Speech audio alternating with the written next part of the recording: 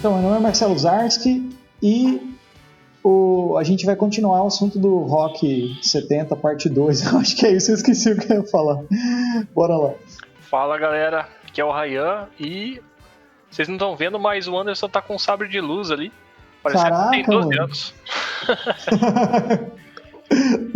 Eu sou Anderson Rosa, o Jedi do Rock, conhecido também pela alcunha de Frater Goya, e estamos aí para dividir opiniões com o nosso sabre de luz. É isso aí. É isso aí, galera. A gente vai continuar então falando sobre rock anos 70, né? A gente vai fazer uma parte 2. E para não ficar repetitivo, né? Hoje a gente vai falar um pouco mais sobre as coisas mais pesadas, né?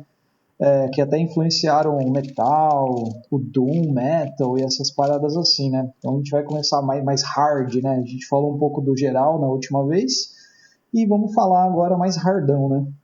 E é isso aí. A gente, só para ficar claro, a gente está finalizando nessa primeira temporada daqui uns dias aí dos podcasts, então fiquem ligados, vai ter bastante coisa legal ainda para todo mundo ouvir e vamos partir para uma segunda temporada cheia de novidades. É isso aí, depois da vinheta.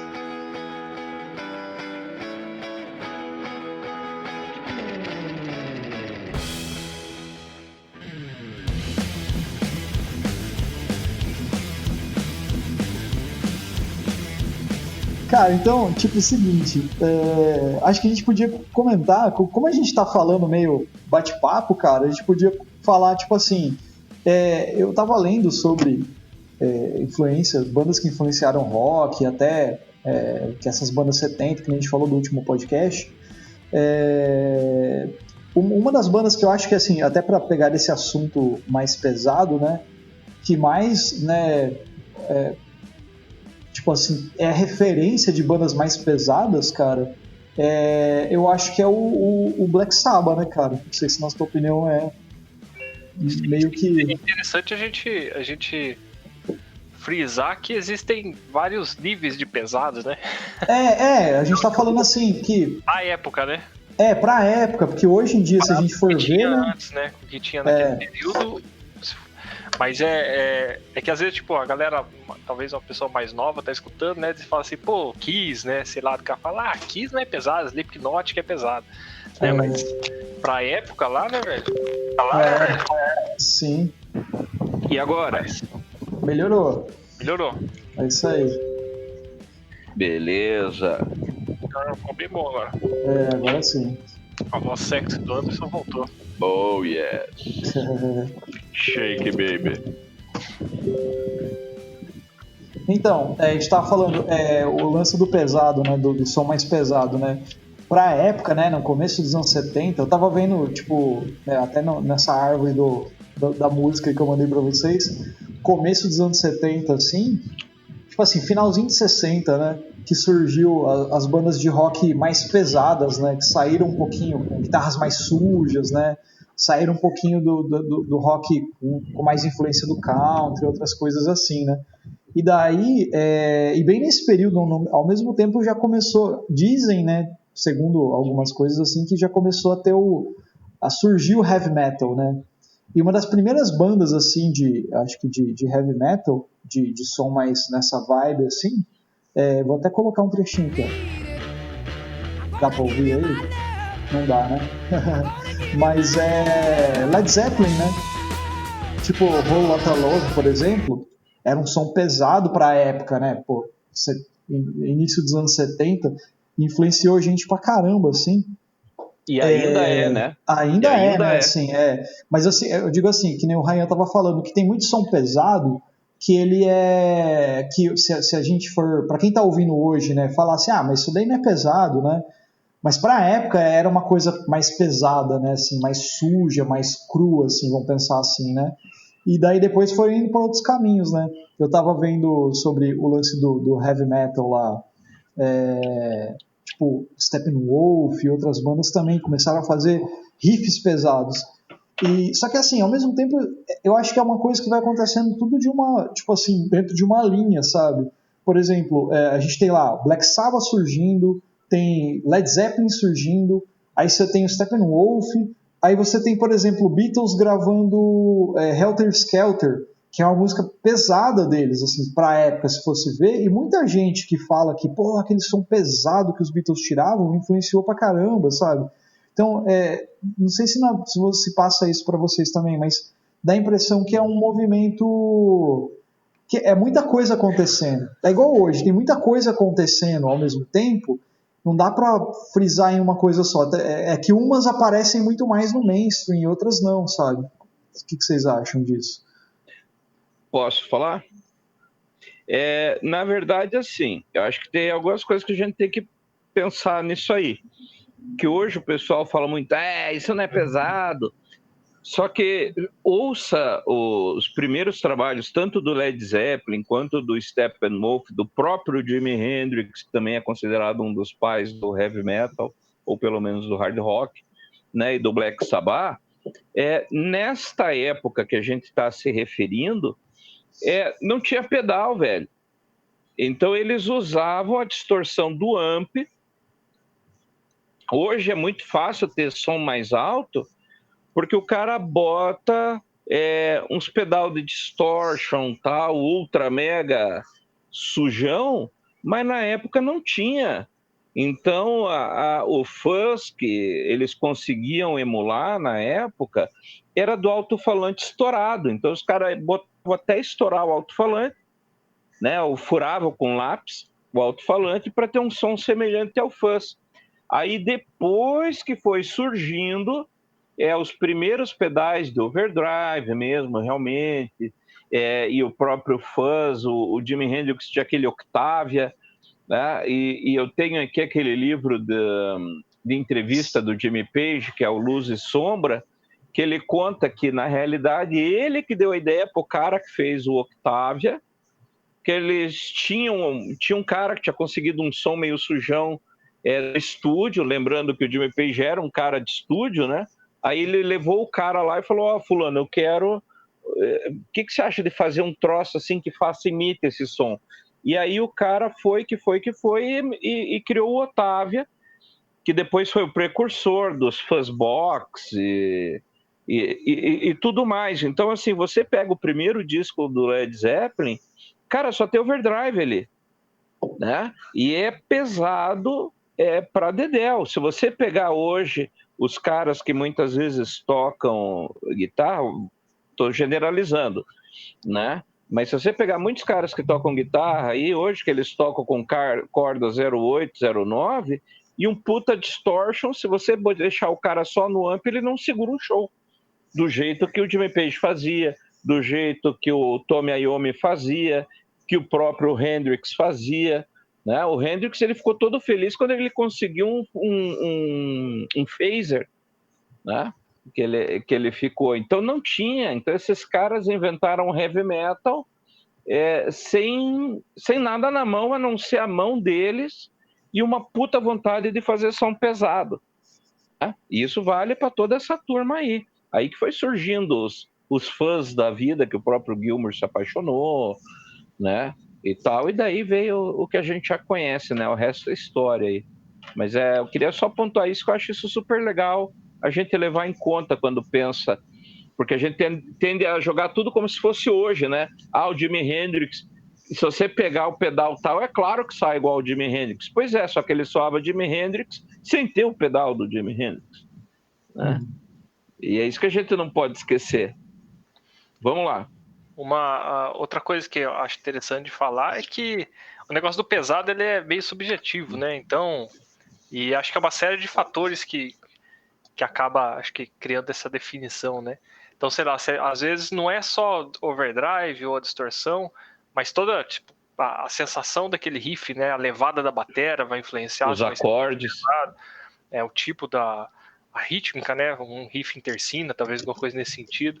Tipo, sei lá, você pega o riff da Iron Man, por exemplo, você pode tocar ele, cara, com drive no 2, assim, sei lá, e o batera acompanhando, cara, vai soar pesado ainda, entendeu? Tipo, independente se você tá com muito drive ou pouco drive, você vai sentir aquele negócio e falar assim, cara, isso aí não é tipo um rock and roll anos 60, né? Você vai sacar e falar assim, pô, isso aí já é um bagulho mais que bate no peito, né? E o... Opa. Tava sem voz. Então, e falando disso daí, né, tem toda a atmosfera que o som cria, né, que deixa o som pesado ou não. Daí já falando assim, tipo, do conceito de rock assim como arte, né, assim, como você criar elementos musicais, assim, que vai criando umas atmosferas, camadas, né. Essa semana eu tava vendo um podcast do Wiki Metal, essa semana, sei lá, semana passada, eu não lembro. Eu sei que esse mês o álbum lá do Black Sabbath, acho que foi em setembro agora, completou acho que 50 anos, se eu não me engano. Não sei se foi esse mês, sei lá. Eu sei que aquele disco, por exemplo, a primeira vez que eu ouvi Black Sabbath na minha vida, que eu escutei o primeiro disco, que é o Black Sabbath, que acho que abre com a Black Sabbath, e tem um barulho de chuva, cara. E o Ozzy, nossa, é muito tenso, cara, é muito... eu acho que se eles quiseram me fazer passar medo, assim, eu ouvindo, foi o que eu senti, cara. Porque, e como é pesado, a hora que entra o riff, cara, toda aquela densidade do negócio. E daí tem umas coisas, cara, que, por exemplo, o Tony Iommi, ele afinava a guitarra um tom abaixo, né? Ele afinava, às vezes, até 2 tons abaixo, mas não era para tocar tipo os bordões mais pesados, nem para gerar, por exemplo, se você abaixar um tom abaixo, você tem um ré bem grave, ou 2 tons abaixo, você tem um dó grave pra caramba, na oitava de baixo, quase que nem um baixo, né?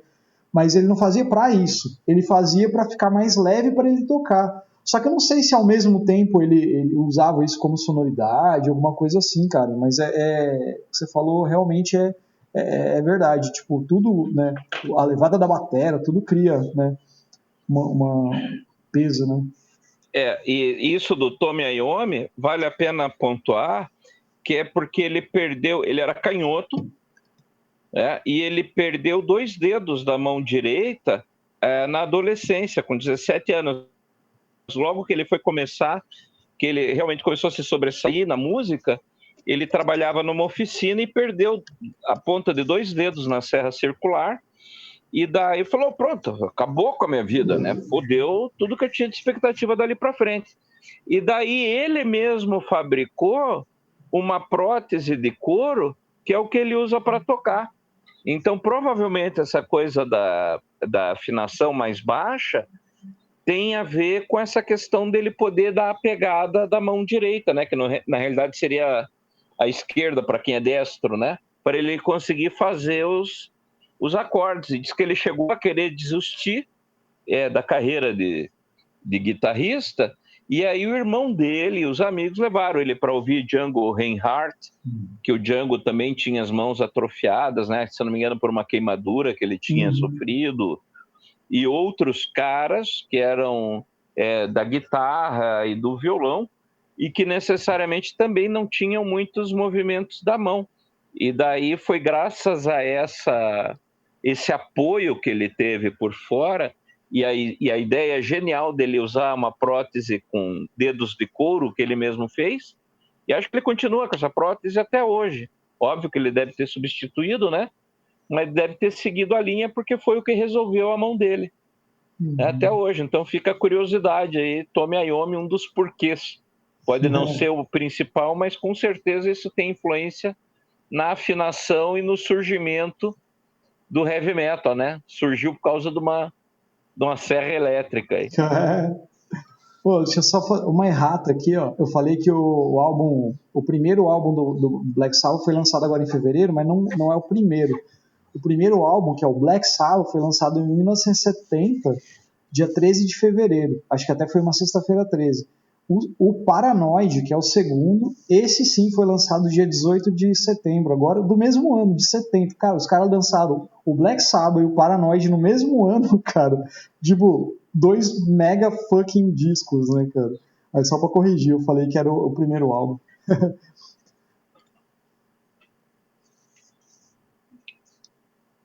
Vai lá, Ryan. Atira aí. Não, tava pensando aqui só. Será que esse lance igual você falou, da afinação, né? Do Tony Iommi não era uma coisa talvez tão proposital em busca de peso, né? Mas onde será que começou isso, né? será que a gente tem um primeiro contato? Eu sei da Cachemir, né? Que ela é, se eu não me engano, o bordão ali tá afinado em Ré, ou ela é Ré aberta, não lembro agora. Mas ela é uma afinação mais pesada, né? Mas essa ideia será de usar uma afinação mais pesada, mais grave, digamos assim, para trazer mais peso? Será que isso aí começou, digamos assim, o start foi ali na Cachemir, ou vocês têm algum outro Não, foi. que vocês podem dar? Cachemir, ela é bem depois, né? Cachemir é 1975 do disco Physical Graffiti. Né? Esse som pesado, uma das referências que o Jimmy Page dá é o... Puxa vida, eu não me lembro agora o nome do cara que ele tocava, que é o cara que influenciou o Jimmy Page. Até depois eu posso dar uma olhada ali. E ele faz uma música que também é só lá e ré, um negócio bem simplão assim, e que ele dá um puta peso na mão mesmo, né? E daí isso influencia o Jimmy Page, que daí ele vai tentando pegar ali no blues de Chicago, que aí isso tem muito do blues de Chicago. Tanto o Rupert Sumlin como, por exemplo, o Buddy Guy, né? O Buddy Guy tem uma puta de uma pegada assim, e não é o Albert, é o Fred King, né? O Fred King, se você escuta ele tocando os blusão, que aí era anos 50, comecinho dos 60, por exemplo, Going Down, você vê que é super pesado Going Down para uma música daquela época, né? E na realidade aí a influência deles vem disso daí, tanto do Jeff Beck quanto do Jimmy Page, vem por influência desses caras do blues de Chicago, que já eram os caras mais nervosos, assim. Né? Que daí eles faziam essa pegada. No sentido da afinação, entendeu? De você não, mas mesmo a afinação. O Rupert Sumlin, o próprio... para você ter ideia, o Robert Johnson já usava afinação mais pesada, né? Para fazer os blues dele. Né? Mas aí eu acho que talvez a intenção não seja peso, né? Mas, por exemplo, blues, geralmente o pessoal usa afinação aberta por causa do slide, né? Esse tipo de coisa, né? Porque ela já é uma questão de fraseado e sonoridade, né? Mas eu digo assim, que nem, sei lá, hoje você tem Tom Morello, o cara afina em Ré para pegar o peso do que ele quer daquela corda Ré, né? Não necessariamente assim que... digamos, a necessidade também de usar umas 7 cordas, por exemplo, né? Que eu acho que é diferente do que, por exemplo, Marcelo citou do Tony Iommi, que ele afinava em dó, mas por uma necessidade de tocar, não porque ele queria dar um peso a mais na música, entendeu? Mas você já tem, viu, Ryan? Por exemplo, se você pegar o Middle do Pink Floyd, que é de 1971, a música One of These Days, ela já é com uma afinação pesada, ela não é afinação aberta. Ela é um misão em Ré. Ela já é uma afinação mais pesada.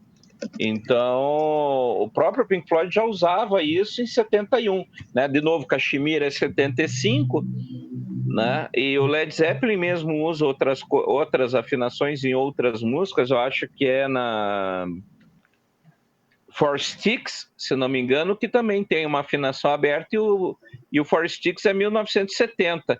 E o Jimi Hendrix também usa alguma coisa de afinação mais pesada, também em uma outra música meio perdida dele.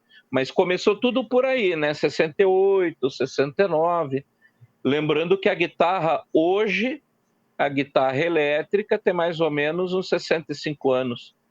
Né? Então, isso aí já era nos primórdios da guitarra. Né? A guitarra tinha pouco mais de 10 anos quando começou a aparecer essas afinações mais pesadas.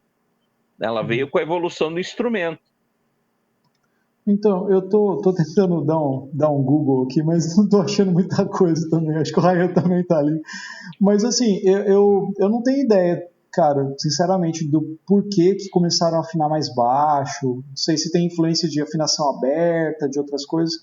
Mas uma das coisas que dá para perceber, por exemplo, que esse lance de você colocar uma afinação mais grave, né, colocar graves na música, ela gera uma sensação de peso, né? E eu acho que isso começou, cara, a ter essa sensação de som pesado, arrastado, denso, assim, com o Doom, né? Com as coisas mais, tipo, do Doom Metal, que as primeiras bandas Doom, assim, tiveram influências do Black Sabbath, obviamente, mas foi, tipo, Witchfinder General, Pagan Altar, que eram bandas que eu acho legal pra caramba, que tinha um lance nas letras de ser meio falar de magia, falar de ocultismo também, de falar, tipo, o Black Sabbath já fazia isso também, mas que tinha isso, e geralmente as músicas eram mais lentas, tipo, ela não era uma música que você escutava Whole Lotta Love, por exemplo, que tem um peso, mas ela não era pra cima alegre, ela era mais arrastada, mais assim, sabe?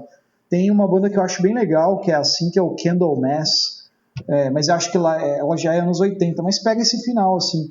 Mas eu acho que daí, cara, eu acho que é meio que por aí, o Ryan, que veio essa necessidade. Eu acho que a necessidade de dar peso, eu acho que veio pela necessidade de mostrar alguma coisa, tipo, com essa atmosfera mais, sabe assim, mais dark, vamos pensar assim.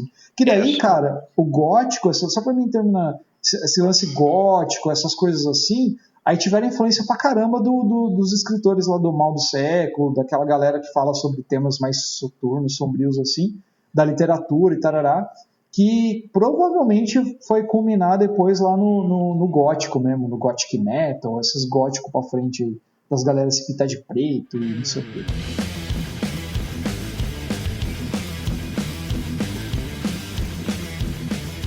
Uma coisa que é interessante é assim, se você pegar, você vai ver que realmente nos Estados Unidos existe a história do blues para essa coisa da afinação aberta, né? Mas o próprio blues não é necessariamente uma música para cima, apesar disso, diferente, por exemplo, do country, que já tem uma pegada mais animada, né? O blues, já o próprio nome é para baixo, né? E, por exemplo, o Buddy Guy, ele disse que ele se tornou conhecido porque ele tocava com B.B. King, com esses caras, e que eram todos melhores que ele, Albert King, Freddie King, tudo mais, e todo mundo era melhor que ele. Ele falou, então, sabe o que eu vou fazer? Ele aumentava o amplificador dele no talo, né? Então, ele foi... Isso, com certeza, é uma das contribuições, que é botar o volume pipocando, né? Realmente, assim, ele queria estourar o alto-falante, que ele falava, vocês vão ter que me perceber, eu tenho que sair, eu tenho que aparecer mais que o B.B. King. Eu sou um sideman, né? Mas eu tenho que aparecer para alguém saber que eu existo. E daí, depois disso, você pega, por exemplo, na Europa, que aí desse lado americano, né? Que aí já vai o Jimi Hendrix vai fazer muita influência nisso. Também vai deixando as coisas mais pesadas. Ele também ele já usava, né, afinação meio tom abaixo. Isso também, tanto ele quanto Stevie Ray Vaughan. Mas daí você pega os caras na Inglaterra, que aí você vai pegar a Rich Blackmore, você vai pegar o Jimmy Page, você vai pegar o próprio Tommy Iommi, você vai pegar o pessoal do Fairport Convention, você vai pegar o pessoal do Pentagon, que era o John Hainborn. John Hainborn é um cara que é pouco conhecido aqui no Brasil, e ele foi ele tinha duas bandas. Ele primeiro foi do Pentagon, que é uma banda muito, muito legal. Eu tenho alguns trabalhos deles. E depois ele saiu e criou o John Hainborn Group, que é um grupo mais de folk, é um dos caras que mais toca violão na Inglaterra, assim, folk era o cara. E esses caras trabalhavam com afinações exóticas. Então, eles, para você ter ideia, eles iam, pagavam aula para o Ravi Shankar para tentar aprender a afinação da raga lá indiana para poder tirar na guitarra esse som. Né? O próprio Jimmy Page fez isso, o John Hainborn também fez. Então, porque eles queriam realmente explorar os limites do instrumento, né? Então, uma coisa que eu acho que é legal colocar dentro não só do metal, mas acho que essa coisa dos anos 70 é que os caras não tinham medo de experimentar. E tem muita coisa que ficava uma bosta, né? Tem muita banda dessa época que é um lixo absolutamente completo. Só que, no entanto, os caras não tinham medo. Eles iam lá, cara, vamos fazer um som pesado, o que vai fazer? Aí eles faziam qualquer lixo, né? E desse sopão é que saiu hoje o que a gente vai definindo aí, né? Nos heavy, os thrash, doom e todos esses estilos que vão surgindo a partir disso, né? Mas começou com esses malucos sem recurso e que os caras dizem, vamos experimentar uma afinação maluca aqui. Eu ouvi dizer afinação celta, não sei da onde. Vou aprender o modo grego, mas tem uma coisa diferente ali que eu vou fazer. E daí eles iam pirando nessas bosta tudo. Né? Eu acho que tem muito isso, não sei, né, Marcelo? O que você acha? Então, acho que pode ser sim. É porque, assim, eu vejo esse lance dos anos 70, assim, de experimentalismo e arriscar, é um fato tipo de necessidade muitas vezes, que nem não tinha pedal de guitarra, já estava, depois do Jimi Hendrix foi surgindo algumas coisas, a tecnologia não ajudava, entendeu? Foram nos anos 70 que surgiram as mesas de mais canais, assim, né, para gravar mais coisas, iniciozinho ali, né, e tal. Então acho que comparando, assim, trazendo para hoje a gente tem muita possibilidade, né, tipo de criar, vamos dizer assim, e tem muita gente criando, né. O problema é que acho que com o lance, como culturalmente a gente pensando assim, o que acontece assim, tipo, trazendo adorno também pro negócio, a gente o mercado acaba regendo uma maneira de colocar coisas no mainstream que vão vender e acaba ditando algo que fica sempre, que aquilo lá é o produto que vai ter que ser consumido, vamos dizer assim, sabe? Daí, por exemplo, você vê tem um monte de banda de rock legal, que a gente está falando de rock, então vou citar de rock, né? Que muitas vezes não aparece e faz um som legal que você escuta e você fala, porra, isso é bom, cara, isso é diferente, isso é legal. Só que não tem espaço, porque, assim, não que não tem espaço, é que não chega muitas vezes na galera. Tem muita coisa, né? Outra coisa que eu acho que influencia também hoje, né, pensando hoje, é que a gente vive numa bolha, né? Tipo, da rede social. Então, tudo que você faz gira em torno de você, né? Então, tudo que você escuta, tudo que você consome, né, seja vídeo, seja, sei lá, qualquer coisa, vai sempre ser recomendado e sempre vai aparecer especificamente coisas que você gosta e você sempre vai estar sendo testado com isso, né? Então, é difícil a gente só vai conseguir escutar coisa nova muitas vezes assim e falar, pô, esses caras arriscaram, se a gente fugir um pouco disso, sabe? Tentar buscar outros sites, procurar coisas diferentes, assim, porque muitas vezes a gente é refém, que é fácil, né? Por exemplo, aplicativo de streaming aí de música ou de vídeo, é fácil porque sempre tem lá recomendação da semana. Aí você fala, porra, vou clicar aí para ver se tem alguma coisa legal. Aí você começa a perceber com o tempo que quase que sempre, vem recomendações muito parecidas com o que você está ouvindo, ou recomendações que você já viu, sabe, assim. E não vem muita coisa nova. Fala, pô, isso aqui é novo. Então, às vezes, o legal é arriscar fora disso aí, sabe? Tentar, pô, vou escutar coisas inusitadas, assim, deixar rolando, assim, para ver se foge do algoritmo da bolha, assim. Então, eu penso um pouco disso daí, cara. Porque eu acho que não é que não tenha, né, experimentalismos e coisas assim, mas é que rola esse fator aí, sabe? E naquela época lá não, né? Naquela época você produzia algo para chegar nas pessoas, demorava, e quando chegava, muitas vezes se era bom, né? Tipo, as pessoas vão espalhando e viravam o que virou o Led Zeppelin, por exemplo, hoje, ou outras coisas também, né? Referência, né? Eu acho que é mais ou menos assim, sabe? Não tô falando que é ruim também hoje, nem nada, e nem que naquela época era ruim, nem nada. Eu acho que dava para deixar meio claro também que eu gosto bastante do rock antigo, vamos dizer assim, clássico, né? 70, 60, eu gosto legal, mas eu gosto bastante de coisa nova que tá saindo, e eu acho muito legal bandas novas que ainda estão fazendo som, tentando fugir também do estereótipo do que tá vendendo, do que não tá, mas fazendo som pelo som mesmo, assim, pelo som que eles querem fazer. Essa semana mesmo, eu gosto muito de uma banda de new metal, que é o Deftones, por exemplo. E, cara, eles lançaram um disco novo essa semana que, porra, é foda pra caralho, cara. A música, tipo assim, que eles lançaram, assim, é boa pra caramba, cara. E é, tipo, não é igual o que eles faziam antes, mas é legal, sabe? Assim, você fala, porra, que legal isso aí, cara. Até assistindo, tipo, uns programas de YouTube aí que fala de disco, os caras se surpreenderam, assim, sabe? Tipo, falando, pô, isso é legal. Outra banda também que lançou coisas assim que eu falei, porra, isso é muito diferente, é o Green Day, cara. Green Day é uma banda, né, tipo, punk, popzão ali e tal. E eles lançaram um disco, é pop, mas totalmente arriscando, fazendo coisas nada a ver do que eles fizeram, cara. Inclusive, eu vi a referência deles do Regis Tadeu, acho que eu já falei disso.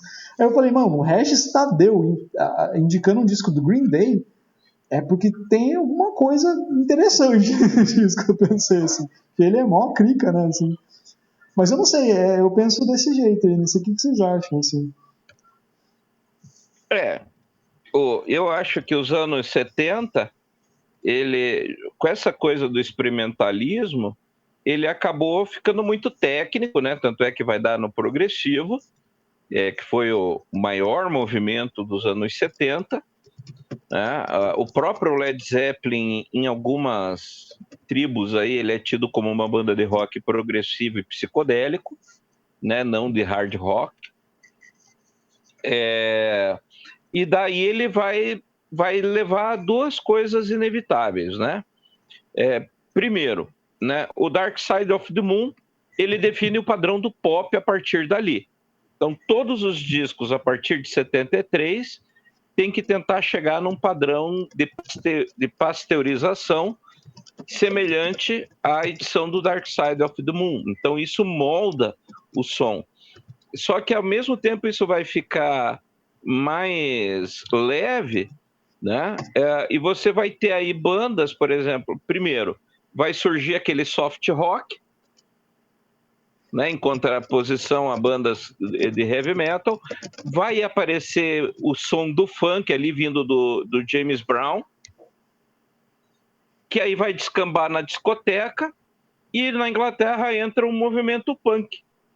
Então a gente tem aí nos anos 70 essa pegada, né? O blues vai perdendo muita força e vai surgindo o funk, o soul music, né? Que vão ganhando muito terreno e até hoje tem uma aceitação muito grande, né? Lembrando que esse funk lá James Brown não vai ter nada a ver com esse funk, por exemplo, de São Paulo, que já é aí uma outra volta da espiral, aí uma outra subversão daquele funk original, né? Esse funk batidão já é uma outra pegada, né? Deixa eu tentar abrir aqui, né? E daí, vamos lá, o que vocês acham aí?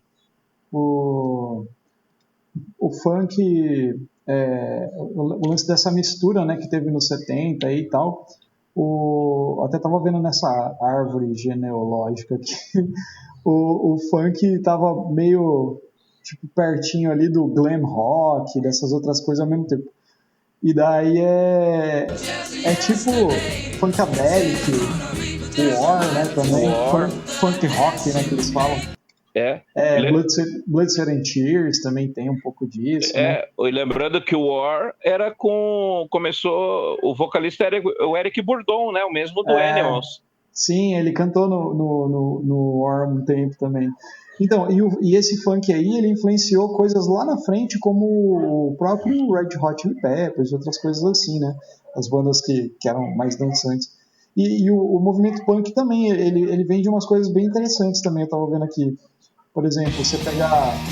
O punk surgiu em meados de 70 ali como um movimento mesmo, né? Tipo, ele veio lá do rock de garagem, rock faça você mesmo, né, e tal.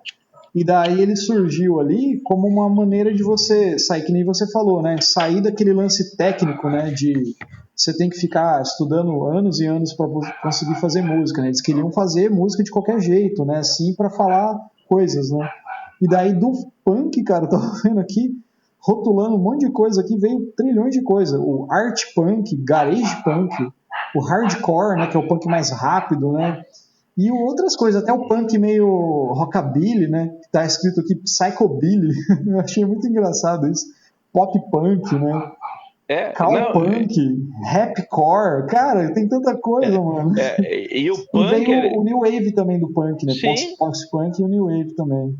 E o punk, ele é interessante, porque do mesmo jeito que o Kraftwerk nasce de uma Alemanha devastada e que quer se industrializar, então vem, né, o nome Kraftwerk, quer dizer casa de força, né, usina de energia. O próprio punk na Inglaterra, ele vem daquele período ali pré-Thatcher, né, da época da Margaret Thatcher, em que a Inglaterra estava tudo ferrada, não tinha trabalho, você só conseguia subemprego. Então os punks, no geral, era gente que era muito mal remunerada, e além de não ter toda a grana para gastar numa baita de uma guitarra, num teclado Moog, que era caro, não sei o quê, cara, vamos tocar com guitarra de plástico, eu só tenho uma corda no meu contrabaixo, mas é o que eu tenho dinheiro para comprar, né? Então, até não só contra o tecnicismo, mas contra o próprio conceito mercantil, né, capital mercantil ali da música, que vem, né, isso vem até da música clássica, né, que você só vai estudar música se é uma elite que poderia fazer isso. E os caras dizem, não, eu sou borracheiro, mas eu tenho um contrabaixo que eu fiz com uma corda feita de pneu aqui, sei lá o quê, né? E daí eles vamos tocar porque eu também vou fazer música, eu tenho coisa para dizer. Então o punk começa surgindo daí, da revolta, né? O que vai refletir total no som. Sim.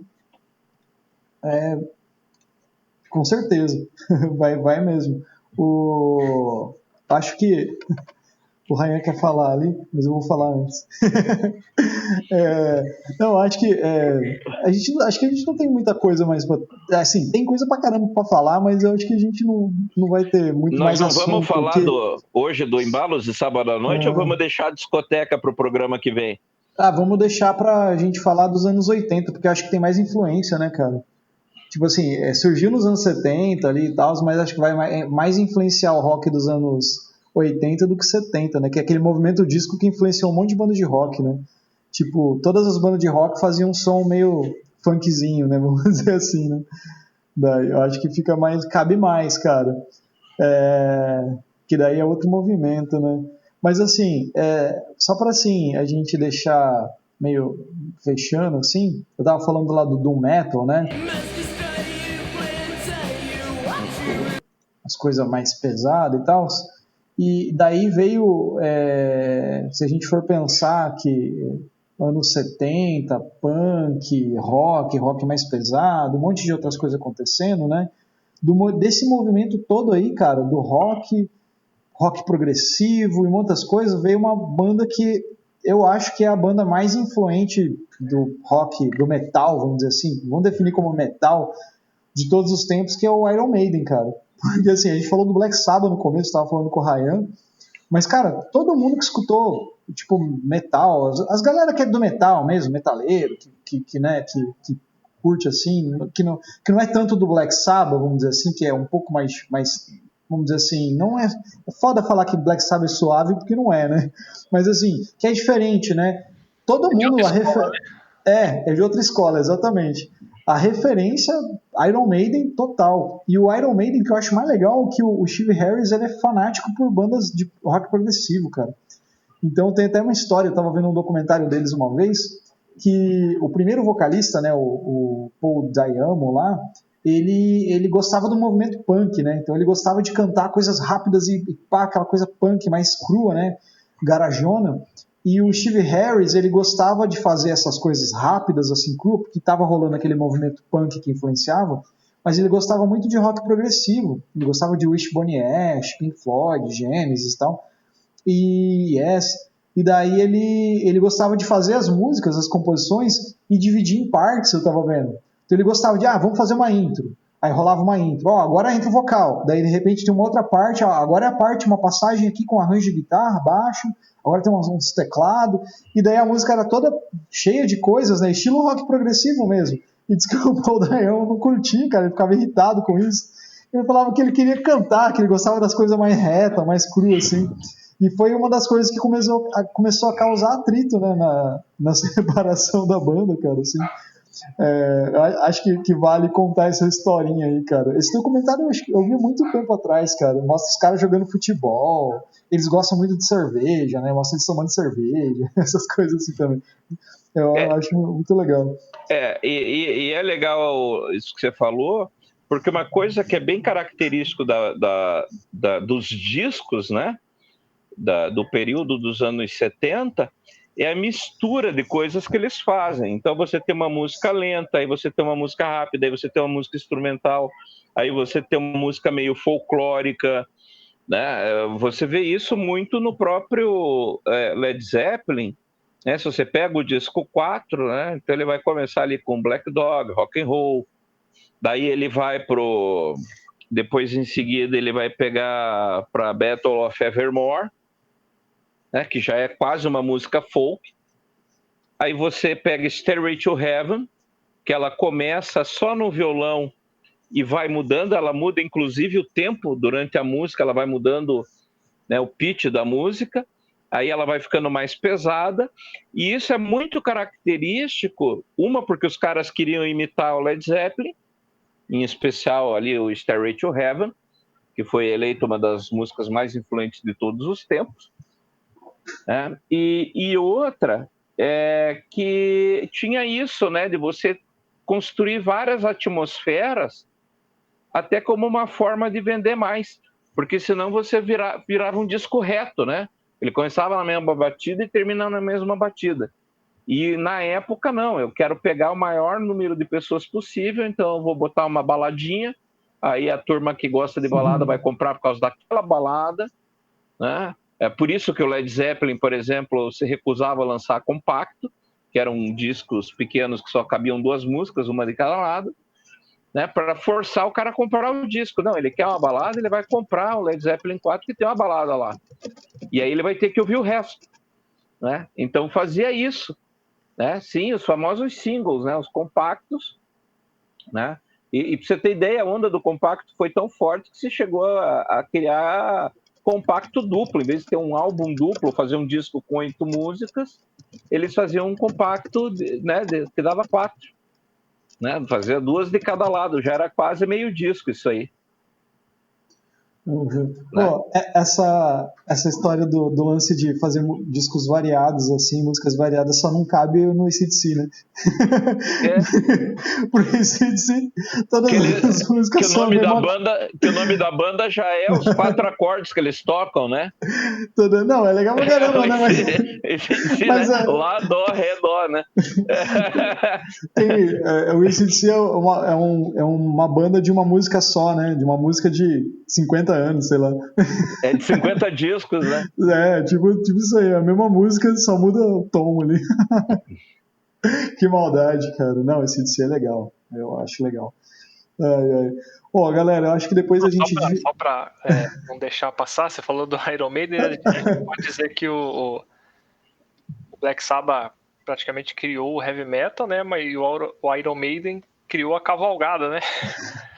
Porque o baixista lá e a guitarra deles, cara, aquilo ali, depois que eles fizeram aquilo ali, tipo, é sinônimo de heavy metal aquilo ali, né?